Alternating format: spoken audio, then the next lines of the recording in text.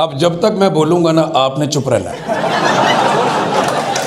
अच्छा मैं 1 मिनट, मैं जब यहाँ आ रहा था एक रियलिटी पहले आपके सामने रखता हूँ।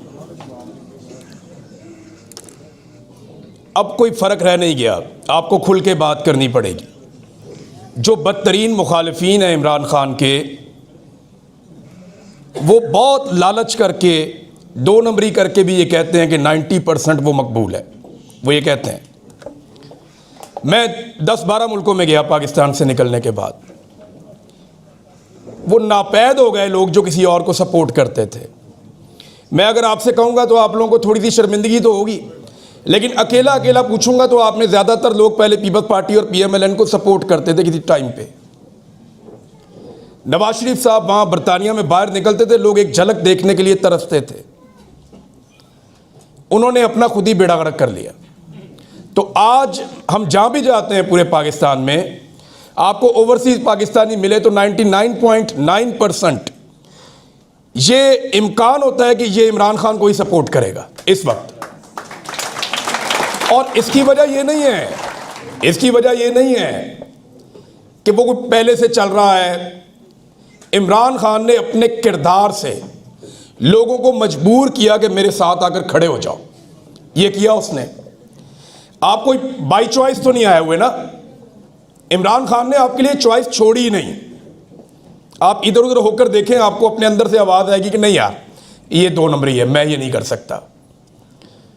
पाकिस्तान में लोगों की मजबूरियां होंगी, बहुत सारे लोगों के माशी फ़ायदे पॉलिटिकल पार्टीज़ के साथ जुड़े हुए हैं। वो बेचारे आज भी अपना चूरन बेचते हैं, लेकिन आटे में नमक के बराबर। तो एक मैं सोशल मीडिया पे पोस्ट देख रहा था, कोई कह रहा था कि जी इस पे फ़ोटो नहीं लगाएंगे। इधर लगाओ यार इमरान खान का फ़ोटो, इधर लगाओ, इधर आप, हाँ इधर लगा दें फ़ोटो इमरान खान का, लगा दें। मुझे इससे आप, जब सारे लोग उसको पसंद करते हैं तो मैं कौन हूँ मना करने वाला। आप लगाएं यहाँ पे।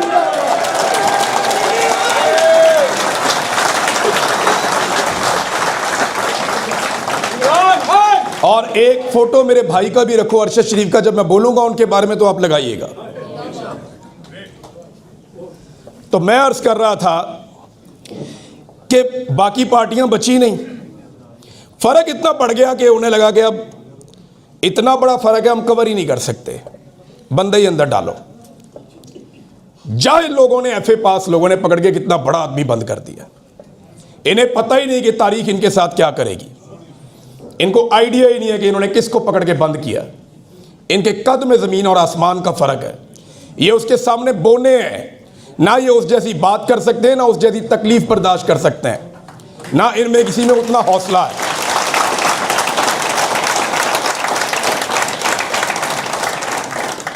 मैं जब, आपको इतनी लंबी कहानी सुनाने की ज़रूरत नहीं है कि मेरे साथ क्या हुआ, तो दुनिया जानती है।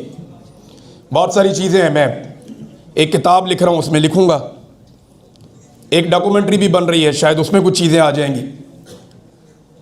लेकिन मैं चाहता हूँ कि मेरे लोग डरे हुए नहीं होने चाहिए, उनमें हौसला होना चाहिए। तो इसलिए कभी भी आपने मुझे कभी रोते हुए, परेशान होते हुए आपने नहीं देखा होगा। बहुत बुरे हालात में भी मेरे रब ने सब्र दिया और मैं मुस्कुराता रहा। वही आपके चेहरे पे मुस्कुराहट लेकर आता है, वो आपको हौसला देता है, आपको सब्र देता है। सबसे ताकतवर, सबसे बड़ा मेरा रब है। वो मदद ना करे तो मेरे जैसा आदमी एक दिन भी जेल नहीं काट सकता। मैं बहुत आज़ाद आदमी हूँ, पहाड़ों पे, जंगलों में, शिकारों पे ऐसे ज़िंदगी गुजारी है, मैदानों में। जाओ मुझे 4-6 फुट की जगह पे डालेंगे जहाँ टांगे सीधी नहीं होती, तो मैं वहाँ नहीं रह सकता, मुझे पता है। मुझे वो एक ISI का ऑफिसर मुझे कह रहा था कि तुझे लोग भूल गए, कोई अब तुझे याद ही नहीं करता। लोगों को नहीं पता कि इमरान रियाज नाम का कोई आदमी था। मुझे कैद में लगभग 100 दिन हो गए थे उस वक्त। ख़त्म हो गया इमरान रियाज, उसने मुझे ये बोला। तो मैं उसकी बात सुन रहा था, मुझे बहुत बुरा लग रहा था। जब कोई आपके सामने ऐसे बातें करता, आपको बहुत बुरा लगता। आप कैद में पड़े हुए हैं, आप कोई रिएक्शन भी नहीं दे सकते, लड़ भी नहीं सकते उनके साथ। तो वो रिएक्शन के तौर पे मुझे उस वक्त हंसी आ गई। उसने मेरे पूछा, मैंने कहा देखो, मुझे इस बात पे पूरा बिलीफ है, मैं यहाँ ज़िंदा नहीं रह सकता। अगर मैं यहाँ ज़िंदा हूँ और मेरा रब मुझे सब्र दे रहा है तो मेरे लोग मेरे लिए दुआ कर रहे हैं। ये मैंने उनसे उसको मैंने कहा, मैंने कहा मैं यहां जिंदा ही नहीं रह सकता, मैं इस तरह का आदमी नहीं हूं यहां पे जिंदा रहूंगा। लेकिन अगर मैं जिंदा हूं और यहां पे सब्र के साथ वक्त मेरा गुजर रहा है, तो मेरे लोग मेरे लिए दुआ कर रहे हैं, वो मुझे नहीं भूले। जो उसने बोलना था बोला, लेकिन जाते हुए वो अपना मुंह इधर लेकर आया, मेरे ये वाले कान के पास, दाएं वाले, और उसने मुझे कहा कि मेरे घर वाले भी आपके लिए दुआ करते हैं। इस आदमी के जाने के बाद अगला एक हफ्ता मेरा बड़ा अच्छा गुजरा, कमाल। उस तारीख जगह पे, छोटी सी जगह पे भी मेरा एक हफ्ता बहुत अच्छा गुजरा। मैं जब वापस आया ना, तो मुझे मल्टीपल इश्यूज थे, मैं बहुत कमज़ोर हो गया था, मैं कैमरे को देखता था तो काम नहीं कर सकता था, डॉक्टर्स आते थे, वो दवाइयाँ खाता था मैं, फिर मैं अपनी थेरेपीज करता था। तो हमारी फैमिली का ना बार बार वो सारे लोग इकट्ठे होकर बैठते थे, क्योंकि उन्हें ये आइडिया हो रहा था कि ये अपने आप को जल्दी जल्दी ठीक कर रहा है। माँ है, बाप है, भाई हैं, चचा हैं, रिश्तेदार हैं, वो सारे ये देखते थे कि इसको जल्दी है किसी बात की, ये अपने आप को जल्दी जल्दी ठीक करना चाहता है। एक दिन मैं परेशान हो गया, तो मैंने दीवार में भी मार दिया कि मेरे से हो क्यों नहीं रहा। तो उन्हें आइडिया हो गया कि ये फिर दोबारा करेगा, फिर से करेगा। तो बार बार हम बैठते थे, इकट्ठे होते थे, डिस्कशन करते थे वो मेरे साथ। तो हुआ ये कि मुझे सबने ये बात समझाई, ना सिर्फ मेरी फैमिली ने, मेरे दोस्तों ने, हत्ता के मीडिया के लोगों ने, और आपकी जो पॉलिटिकल पार्टी है पाकिस्तान तहरीक-ए-इंसाफ, इसके बड़े बड़े लीडर्स मेरे पास आए और उन्होंने मुझे कहा कि इमरान साहब आपने अपने हिस्से का काम कर दिया। और मैं बड़े लीडर की बात कर रहा हूं, तो इमरान खान के बाद जिनके नाम है 2-4 लोगों के, उनमें से ये गंडापुर ने मुझे कहा, शहरयार आफरीदी ने मुझे कहा, और बहुत सारे लोग हैं, उन्होंने कहा इमरान भाई बस कर दें, आप इतनी लड़ाई लड़ ली, काफ़ी हो गया, आपने अपने हिस्से की लड़ाई लड़ ली। जर्नलिस्ट आए, उन्होंने मुझे कहा कि बस यहां ख़त्म करें आप। लेकिन हुआ पता है क्या, ये मैं भी समझता था कि मैंने अपने हिस्से का काम किया, लेकिन दूसरी बात ये थी कि काम मुकम्मल नहीं हुआ। कायदे आज़म ने पाकिस्तान बनाया ज़रूर है, काम अधूरा रह गया था। फातिमा जिन्ना ने बहुत जोर लगाया, काम फिर भी अधूरा रह गया था। भुट्टो ने फांसी ले ली, काम पूरा नहीं हुआ। ये 78 साल हो गए हैं, हमने एक मुल्क बना लिया है, उसको एटमी पावर भी बना लिया है, बहुत सारे हवालों से दुनिया में जानती है, लेकिन हमारा काम पूरा नहीं हुआ। इस मुल्क में लीडर्स को या तो कंप्रोमाइज करवा लिया जाता है या कत्ल कर दिया जाता है, दो रास्ते हैं। या तो कोई आदमी अपना सर नीचे करता है या वो कत्ल हो जाता है, उसको मार देते हैं, तीसरा ऑप्शन नहीं मिलता। यहां पे कायदे आज़म वो नहीं कंप्रोमाइज कर सकते थे, सब जानते थे, उन्हें दुनिया छोड़नी पड़ी। जो उनके साथ, उनकी एम्बुलेंस के साथ, जो उनके लोगों के साथ हुआ, फातिमा जिन्ना वो इतने बड़े भाई की बहन थी, उसके पास दूसरा रास्ता ही नहीं था जान देने के अलावा। जुल्फ़िकार जी भुट्टो, या डील करो या फांसी। तो आज तक एस्टेब्लिशमेंट ने या तो झुका लिया या मार दिया। बेनज़ीर भुट्टो, बेनज़ीर जब वापस आई, मैं उन्हें मिला, एक दफ़ा नहीं 3 मरतबा मिला। मैंने उनसे बातचीत की, मैंने उन्हें लोगों से बातचीत करते हुए सुना, और मैंने काफ़ी टाइम स्पेंड किया। मैं रिपोर्टर था, मेरे पास बहुत टाइम था, मैं उनके साथ ट्रेवल भी करता रहा। वो बेनज़ीर वो नहीं थी जो पाकिस्तान से गई थी, जो पाकिस्तान वापस आई थी वो बेनज़ीर कोई और थी, और वो कुछ फैसले करके आई थी। एस्टेब्लिशमेंट ने कोशिश किया झुकाने का, वो नहीं झुकी, कत्ल कर दिया। या तो आपको झुकना पड़ेगा या आपको मरना पड़ेगा। आज तक तो ये 2 ऑप्शन दिए गए। ये वाहिद आदमी है जो झुका नहीं और बच भी गया। उन्होंने आज तक जिसको मारा वो मर गया। गिन लें आप सारे, आप 1 दर्जन आदमियों को गिन लें। लियाकत अली खान, जिसको मारा वो मर गया, ये वाहिद आदमी है जिसको मारा और ये बच गया। अब ना ये झुकता है ना ये उनसे मारा गया, यहां पे आके मसला फंसा हुआ है। और काम खत्म जो अभी तक नहीं हुआ, वो मुझे उम्मीद है कि अब खत्म हो जाएगा।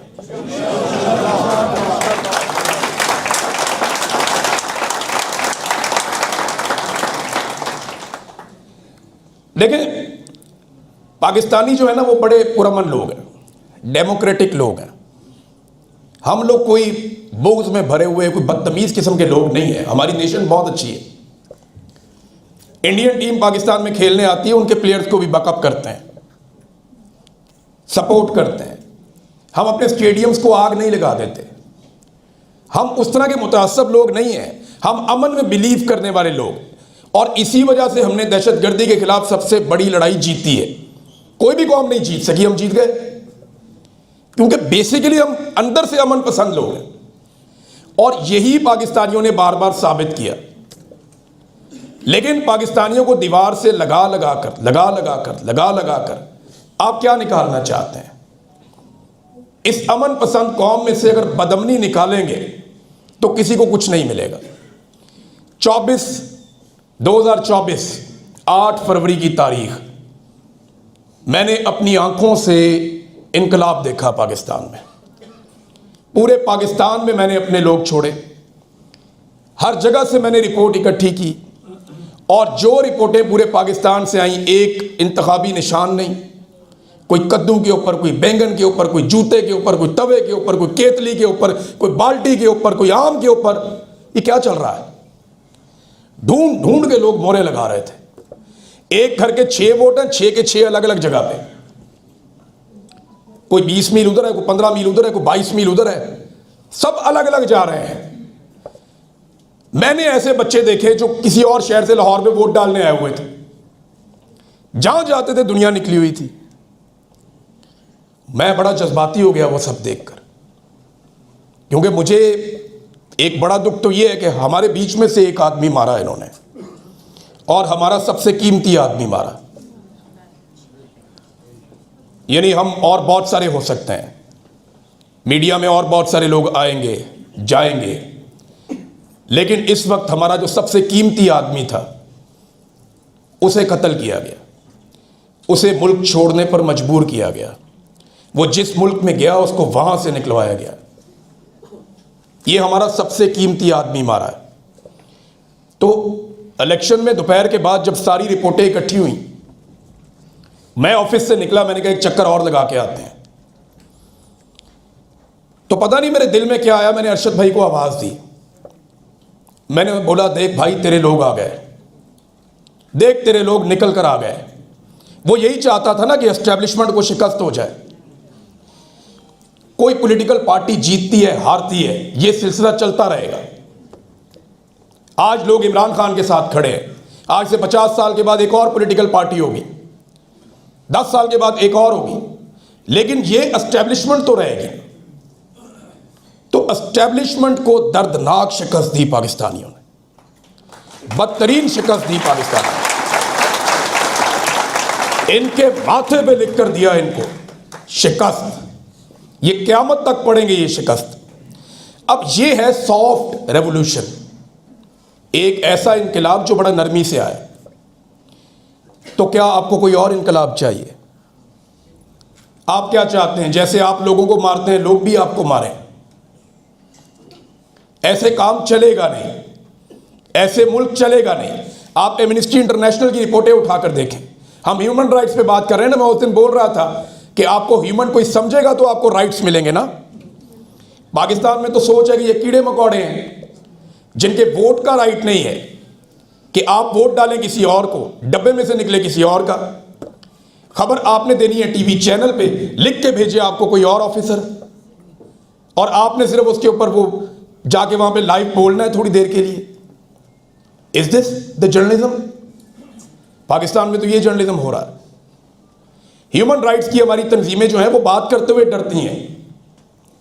वो जब बात करना चाहते हैं उन्हें पता है कि पूरा का पूरा सिस्टम हमें पड़ जाएगा, इतना जुल्म होता है तो इतनी सी बात करते हैं।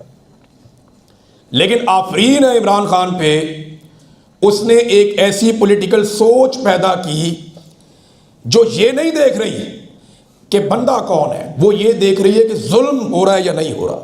अभी तहरीक लब्बैक के लोगों ने जितनी गाली दी पाकिस्तान तहरीक इंसाफ को या इमरान खान को, इतनी गाली तो PMLN ने नहीं दी कभी।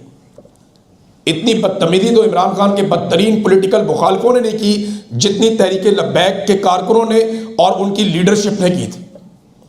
लेकिन आफरीन है उस आदमी की तरबियत को कि जैसे ही उनके ऊपर रियासती जबर हुआ, पूरी PTI उनकी सपोर्ट में खड़ी होगी। ये वो फर्क है जो पाकिस्तान में पड़ गया। लोगों ने अपने मफाद के लिए नहीं, अपने लीडर के लिए नहीं, अपने जाती पसंद वाले बंदे के लिए नहीं, लोगों ने जुल्म के खिलाफ खड़े होना सीख लिया। जब आप जुल्म के खिलाफ खड़े होना सीख लेते हैं, जब आप उस रास्ते पे चल पड़ते हैं, तो ये मुश्किल ज़रूर होता है लेकिन इसकी मंजिल ज़रूर आती है। ये तारीख के अंदर आप निकाल के जितना मर्जी पढ़ लें, कभी भी कोई जाबर जो है वो हमेशा नहीं रह पाया। मजलूम गलबा पा लेते हैं, एक ना एक दिन ये चीज़ें हो जाती हैं। हम होता हुआ देखेंगे, पॉसिबल नहीं है। क्योंकि मुझे अब डर नज़र आया ना, ये 27वीं तरमीम में हमारे कुछ दोस्त हैं वो परेशान थे। 27वीं तरमीम वो मुझे मैसेजेस कर रहे हैं, मीडिया के दोस्त हैं कि भाई ये तो गेम ख़त्म हो गई। तो मैं अब हैप्पी, मैंने कहा मैं तो बहुत खुश हूँ। क्या हुआ? मैंने कहा उसने अनाउंस किया कि मुझे डर लग रहा है। आप लोग यहाँ कितने लोग बैठे हुए हैं? आप में से किसी को इस्तिस्ना चाहिए? क्यों नहीं चाहिए? हाँ, 2-3 किस्म के जवाब आ रहे हैं। हमने कुछ किया ही नहीं, हमें डर नहीं लगता, इस किस्म के जवाब है। हाँ, चोर नहीं है, गद्दार नहीं है और बुज़दिल नहीं है। आपको इस्तिस्ना नहीं चाहिए, साहब को चाहिए। क्यों चाहिए भाई? मैं बताता हूं क्यों चाहिए। ये आपको मैं बताता हूं क्यों चाहिए। पाकिस्तान में जब कोई कत्लेआम होता था ना, तो काफी अरसे के बाद होता था और उसकी गूंज भी काफी अरसे तक सुनाई देती थी। अगर आप देखें तो परवेज मुशर्रफ के दौर में एक तो ज़िया उल हक के साहब के दौर के अंदर जो है वो एक बर्बरियत थी, लेकिन वो गुजर गया। उसके बाद जो बड़ा कत्लेआम हमने देखा वो एक परवेज मुशर्रफ के दौर में 2 मरतबा हुआ। एक कराची में बुकला को कत्ल किया गया बहुत बड़े पैमाने पर, और एक कत्लेआम जो रियासती ताकत के साथ हुआ वो हमने मॉडल टाउन साने का भी देखा, ये मुशर्रफ के बाद देखा।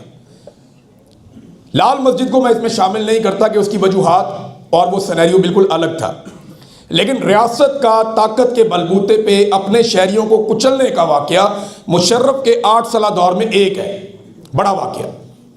कराची में रियासत ने अपनी ताकत इस्तेमाल की, मुशर्रफ ने मुक्का लहराया और लाशें गिर गईं। मॉडल टाउन में रियासत ने अपनी ताकत इस्तेमाल की, लाशें गिरा दी।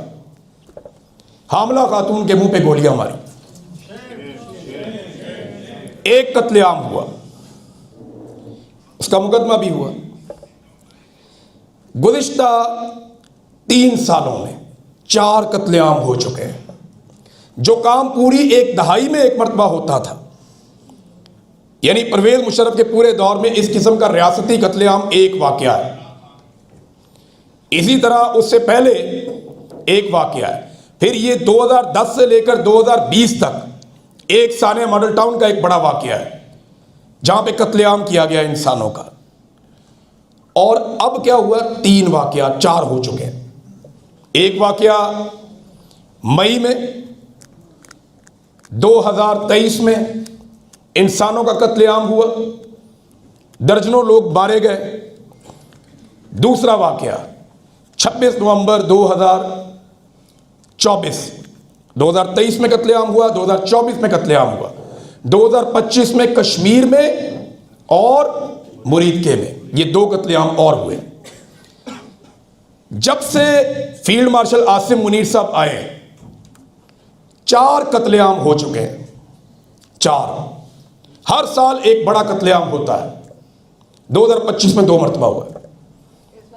तो इम्यूनिटी, अब आपको समझ आ रही होगी कि इम्यूनिटी क्यों चाहिए, इम्यूनिटी क्यों चाहिए। क्या हजरत उमर फारूक रज़ी अल्लाह तआला अन्हु ने इम्यूनिटी मांगी थी? उन्होंने कहा तो ये चादर दूसरी का जवाब मांगते हो तो मैं दे देता हूं। क्या हजरत खालिद बिन वलीद रज़ी अल्लाह तआला अन्हु ने हजारों मील फतह किए, जहां तक घोड़े भागते थे वहां तक जीत जाते थे, 1 इंच जमीन इनसे फतह नहीं हुई अभी तक। कश्मीर आजाद करवाना था, मेरा दादा भी फौत हो गया, नाना भी फौत हो गया, मेरी हालत क्या होगी? कश्मीर अभी तक आजाद नहीं हुआ।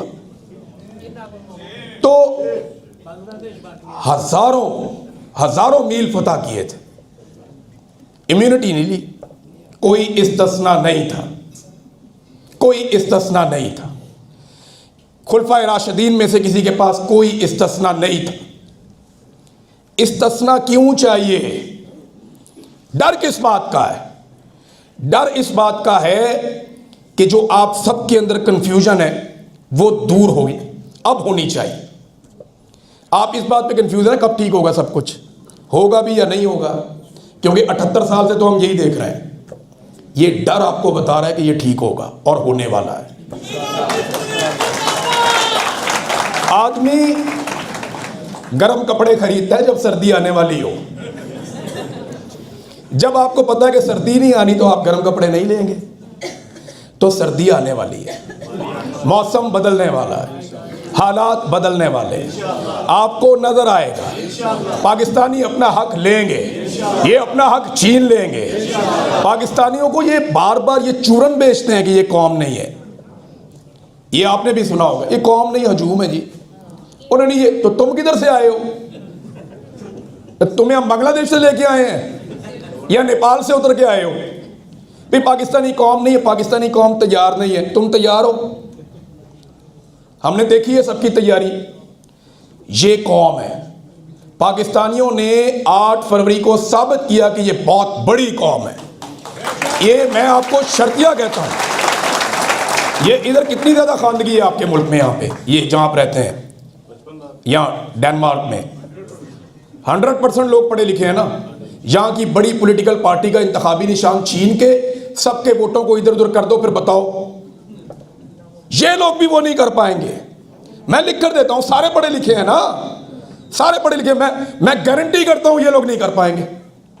आप इनसे इनका बड़ी पॉलिटिकल पार्टी का इंतखाबी निशान छीन लें और इन सारों को आप कहें कि जाओ भी जाके वोट करो। और घर के अगर 8 वोट हैं तो सबके अलग अलग जगह पे बना दो। जो यहां रहता है उसका 7 वाले कस्बे में बनाओ, दूसरे का उधर, तीसरे का उधर, दूर दूर को 20-20, 22-22 मील दूर बेचो। और फिर उसके बाद मुल्क के अंदर इंटरनेट बंद कर दो।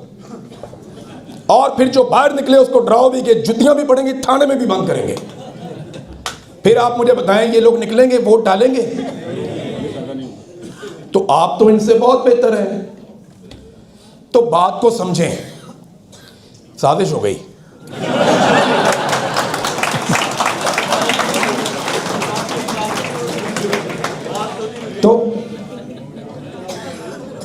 तो आप लोग तो इनसे बहुत बेहतर हैं। आप लोग इनसे इसलिए बेहतर हैं कि आपने वो करके दिखाया जो दुनिया में कोई नहीं कर सकता। तो पाकिस्तानियों के लिए हम सबको ताली बजानी चाहिए। शानदार काम किया पाकिस्तान ने।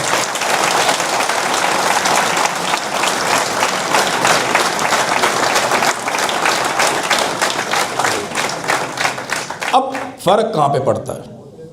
फर्क पड़ता है एस्टेब्लिशमेंट का। हर मुल्क में होती है।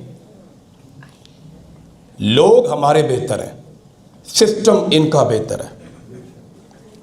लोग हमारे ज्यादा कमिटेड है, निज़ाम और एस्टेब्लिशमेंट इनकी ज्यादा बेहतर है।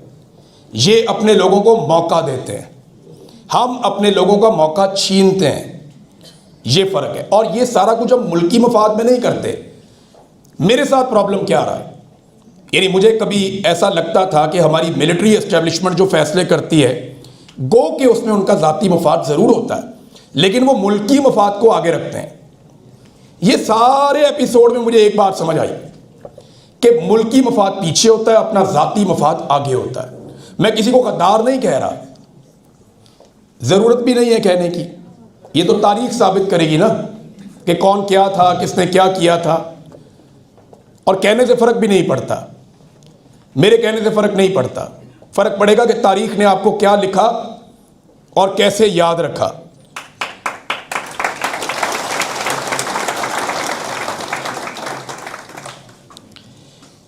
ह्यूमन राइट्स के मामला जब भी आपने बिगाड़ने होते हैं ना किसी कंट्री में, तो जो पहला काम आपने करना है वो आपने वहां के मीडिया को दबाना है, क्योंकि मीडिया उसके ऊपर आवाज उठाएगा। यहीं से झगड़े की इब्तदा हुई मेरे लिए, अरशद शरीफ के लिए, साबिर शाकिर के लिए, मोहित पीरजादा के लिए और बेशुमार और आवाजें उनके लिए, सिद्दीक जान है और बहुत सारे लोग हैं। यहीं से फटा शुरू हुआ। उन्हें लगा कि ये पाकिस्तान की वो आवाजें हैं जिनको हम अपने हक में मोड़ सकते हैं। बहुत सारी मुड़ गई।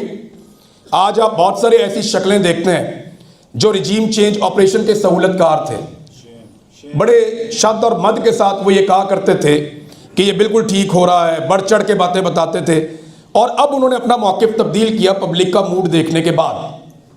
लेकिन हम वेलकम करते हैं, ठीक है, देर आए दुरुस्त आए। जब तक कोई ठीक बात करेगा हम बात देखेंगे, शक्ल नहीं देखेंगे, आदमी देखेंगे। आदमी नहीं देखेंगे, खबर देखेंगे। हम ये देखेंगे कि एक्चुअली ये बेचता क्या है, ये बात क्या करता है। तो जो सही बात करेगा उसकी बात की तायीद होगी, जो नहीं करेगा उसकी बात की तायीद नहीं होगी। तो अरशद शरीफ के साथ प्रॉब्लम ये हुआ कि मिलिट्री एस्टेब्लिशमेंट ने दबाव डाला कि हम रजीम चेंज करने जा रहे हैं, आप इसमें हमारा साथ दें। इन्होंने तो किया इनकार, मेरे साथ राब्ता किया, मैंने भी इनकार किया। मैंने तो इनको ये समझाया कि ये आपके गले पड़ जाएगी मुसीबत और आपकी जान नहीं छूटेगी। मैंने तो ये भी समझाया कि इस पंगे में आप ना पड़े, पॉलिटिकल लोगों को डिसाइड करने दें, let the people of Pakistan decide. Election आएगा, लोगों को इमरान खान पसंद होगा, ठीक है, नहीं होगा लोग फैसला करेंगे। इन्होंने अपनी ताकत के जोम में जबरदस्ती एक रिजीम चेंज कर दिया और उसके लिए अमेरिका में भी जाके माहौल बना लिया, लॉबिंग भी करवा ली, वहां से एक साइफर भी मंगवा लिया ताकि बाकी सारे ऑफिसर्स को भी कंट्रोल किया जा सके। पूरे निज़ाम को कंट्रोल करने के लिए कोई तो डॉक्यूमेंट चाहिए था ना। तो इमरान खान साहब एक सवाल किया करते थे, आपको याद होगा, वो अक्सर एक सवाल करते थे कि साइफर आया किसके लिए था। कभी आपने सोचा इसके बारे में? तो सबसे पहले मीडिया को दबाया जाता है, उसके बाद जितनी भी वो आवाजें जो उठ सकती हैं उन सबको पकड़ा जाता है। इस ऑपरेशन में आपको याद होगा सबसे पहले जो एक्टिविस्ट थे उनको उठाया गया था, सोशल मीडिया एक्टिविस्ट उनको उठाया गया, उनके घर वालों को उठाया गया। पाकिस्तान में आज ह्यूमन राइट्स नाम की कोई चीज नहीं है। आज सिर्फ ये देखा जाता है कि हमारा मफाद क्या है, हमने इसको हासिल कैसे करना है। अभी मैं आते हुए खबर पढ़ रहा था, हमारे दो मुअज़्ज़िज़ जज साहिबान है सुप्रीम कोर्ट ऑफ पाकिस्तान के, उन्होंने रिजाइन कर दिया। सुप्रीम कोर्ट का वजूद खत्म हो गया। 27वीं आईनी तरमीम को उन्होंने करार दे दिया कि वो आईन ही नहीं है जिसके तहत हमने हलफ उठाया था, खत्म हो गया। जस्टिस मंसूर अली शाह, इन्होंने पाकिस्तान का चीफ जस्टिस बनना था। 26वीं आईनी तरमीम पास की, फजलुर रहमान साहब ने धोखा दिया, 26वीं आईनी तरमीम पास हो गई और जस्टिस मंसूर अली शाह साहब की जगह पे अपना बंदा लाकर चीफ जस्टिस ऑफ पाकिस्तान बना दिया। और अब आइंदा के लिए रास्ते बंद किए जाएं, आइंदा के लिए रास्ते रोके जाएं। तो 27वीं आईनी तरमीम के बाद आपके आइन में किसी तरमीम की नहीं, अब इस आइन को तदफीन की जरूरत है, आप इसे दफन कर दें बस। लेकिन क्या ये ऐसे ही रहेगा? सवाल ये है ना। मैं बताता हूं आप लोगों के साथ प्रॉब्लम क्या हुआ या ये सारा मसला ऐसे क्यों हो गया। ओवरसीज पाकिस्तानियों के साथ प्रॉब्लम ये हुआ कि वो पाकिस्तान से बाहर आ गए और उन्होंने देख लिया कि जिसको ये लोग डेमोक्रेसी कहते हैं वो एक्चुअली होती क्या है। आप लोगों ने देखा, या तो इंसान को इंसान समझते हैं, या तो जानवर की भी इज्जत है, उसका भी कोई हुकूक है। तो डेमोक्रेसी तो ये है। जब आपने देखा कि पाकिस्तान में इसके बारे में कोई बात करता है तो आप उसके साथ खड़े हो गए। यहां से आपका प्रॉब्लम शुरू हुआ। हमारे पाकिस्तान में ओवरसीज पाकिस्तानियों के हमें पाउंड चाहिए, यूरो चाहिए, डॉलर्स चाहिए, रियाल चाहिए, दिरहम चाहिए, लेकिन ओवरसीज पाकिस्तानियों की मर्जी नहीं चाहिए। वो लोग आपके पैसे से प्यार करते हैं, आप लोगों से नहीं करते। पूरी दुनिया में जब लोग अपने मुल्क में जाते हैं तो एयरपोर्ट पे उनकी इज्जत होती है, हमारे एयरपोर्ट्स के ऊपर नहीं होती। हमारा जो अपना पासपोर्ट है वो दुनिया का चौथा बदतरीन पासपोर्ट बन गया। ओमान और दुबई जैसे मुल्क उसके ऊपर वीज़ा नहीं लगा रहे, जहाँ पे वैसे ही चले जाते थे पाकिस्तानी। तो ये हो रहा है हमारे साथ। ओवरसीज पाकिस्तानी एक बहुत बड़ी ताकत है। मैं आपके पास इसलिए आया हूं कि आप अपनी ताकत को पहचानें और इस ताकत को इस्तेमाल कैसे करना है ये आप सारे लोग बहुत अच्छी तरह जानते हैं। आज आपको कहीं जाकर भागने की जरूरत नहीं, आप अपने घर में बैठ के इस लड़ाई को लड़ सकते हैं।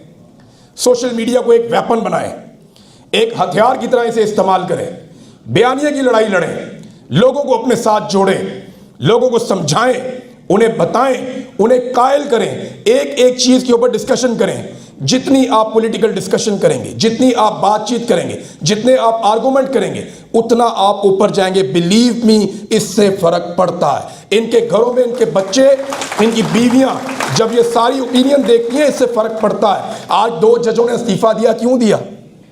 वो हीरो बन गए कौम के। दोनों जजेस के लिए पहले तालियां बजाएं आप सब लोग।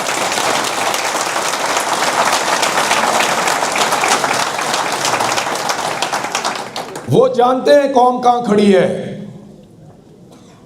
ये जितने लोग जुल्म कर रहे हैं, जबर कर रहे हैं, उसने मेरे कान में नहीं कहा था, ये वाले कान में, कि मेरे घर वाले भी आपके लिए दुआ करते हैं। उसके घर वाले मेरे को रिश्तेदार थे, वो इसलिए दुआ करते थे, उन्हें पता था सही क्या और गलत क्या है। मेरी आपसे गुजारिश है कि आप अपनी आवाज उठाना जारी रखें। ये ना सोचें कि मेरी इतनी उम्र है, मैं अब इसको कैसे इस्तेमाल करूं।